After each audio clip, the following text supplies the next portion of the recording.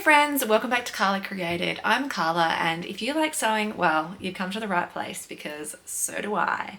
And in this video, I am going to be making my dream colourful patchwork dress. I have seen patchwork dresses on my Pinterest for such a long time. Like, I think I saved the first picture of a patchwork dress years ago, easily 3 years ago.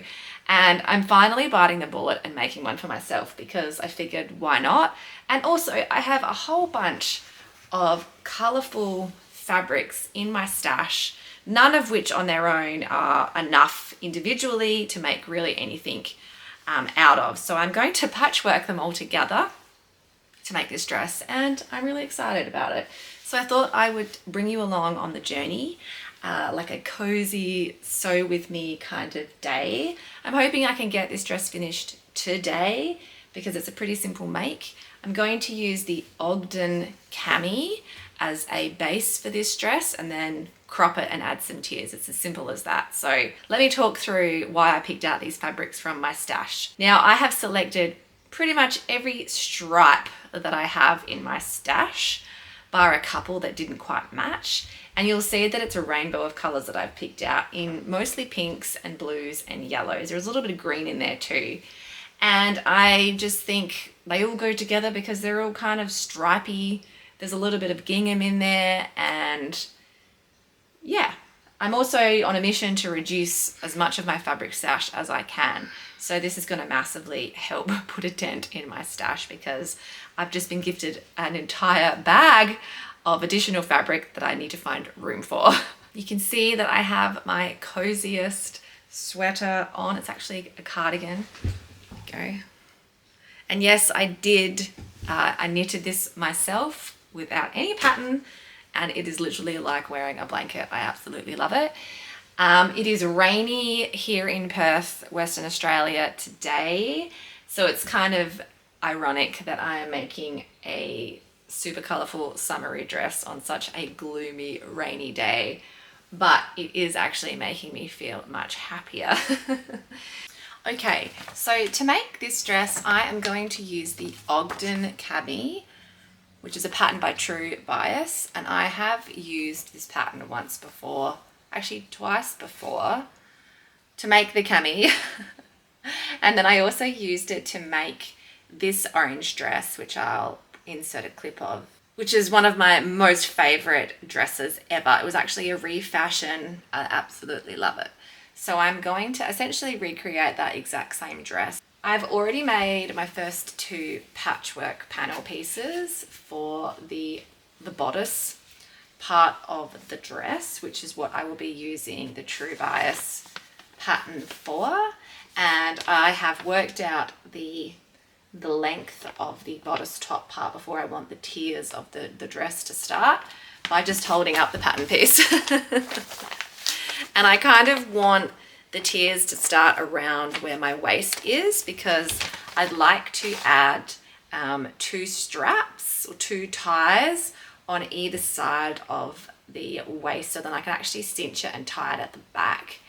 So I just thought that that would be a really cute detail to add and just give the dress a little bit more definition than the orange version that I've already made for myself. So I'm going to go ahead and cut out the top part of the bodice in the front pattern piece and the back pattern piece. And then I've got all of this fabric here, which I'm going to create the rest of the dress skirt panels. Now I will be fully lining this dress, and I'm thinking I might be able to use most of this piece of fabric. I'm excited because it means that I can use up this fabric, which I've actually wanted to use up for a really long time. It's been in my stash for, gosh, eons.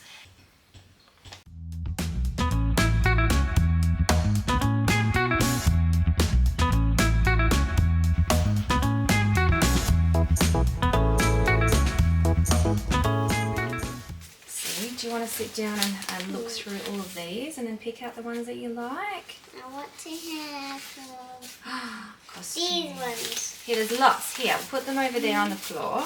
Okay. And then you can look through them. Yeah? Okay. Sewing with a small child around is is very fun. She's currently picking out some patterns that she likes out of my stash of kids' clothing patterns. Alrighty, so I've cut out the two front pieces for the bodice, front and back. Now, when you patchwork, when you are cutting through stitches, you'll have to I picked re-stitch. some lots of dresses. Oh, that's a cool one. I want to have this one. Okay, I like that one. Can you make it for me? Okay. So you'll need to just stitch these edges because if you don't, they will unravel, which is not good. So I will do that shortly. Before I do that, I'm just going to cut the lining pieces out so then I can get the bodice assembled. Oh, and I'll cut the straps out as well. I make my Ogden Cami straps wider than the pattern requires because I like them to be thick enough to cover my bra straps, like most women. Do you want that one? It's like rabbit. She wants me to make her a dress out of these fabrics. Ah, all right. Do you want me to make you a headscarf? Yeah. Matching? Okay.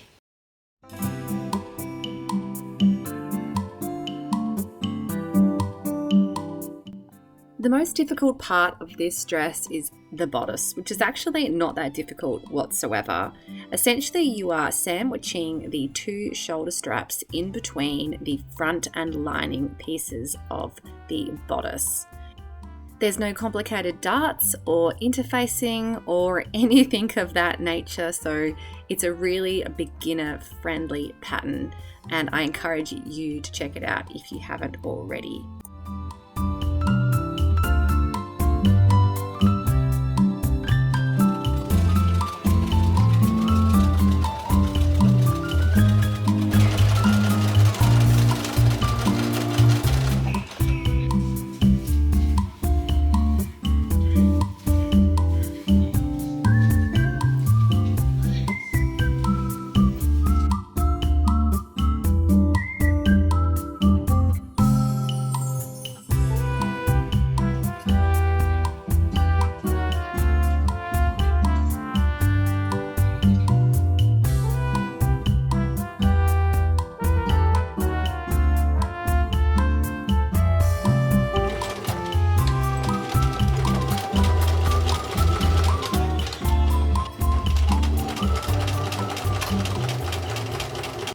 Okay, so we have the lining stitched to the outer shell, and we have the straps on one part.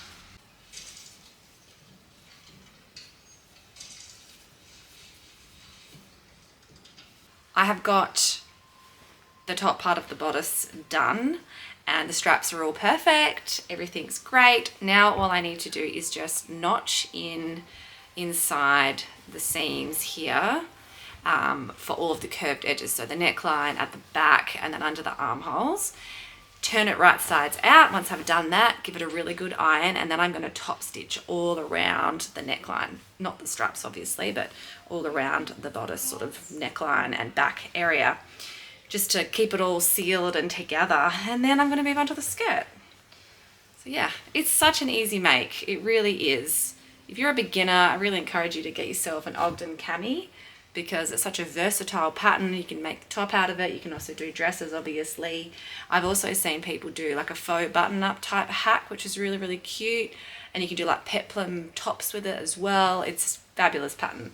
And by no means is this video sponsored by True Bias or in any way am I affiliated with them. It's just a great pattern. All right, let's do the rest.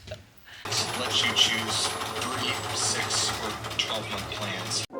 Now I've decided to do a gathered tiered skirt for this dress. So all I do is measure the bottom edge of the bodice and take that measurement and I times it by at least 1.5. And that's to ensure that I have enough fabric in that first tier so then I get a slight gather.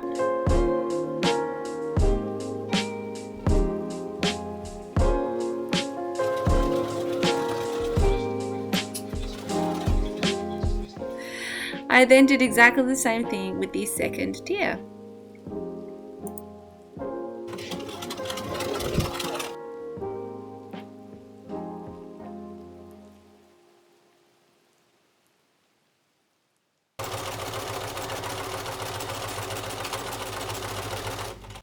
It is the next day and the dress is almost finished. All I need to do now is attach just the skirt of the lining.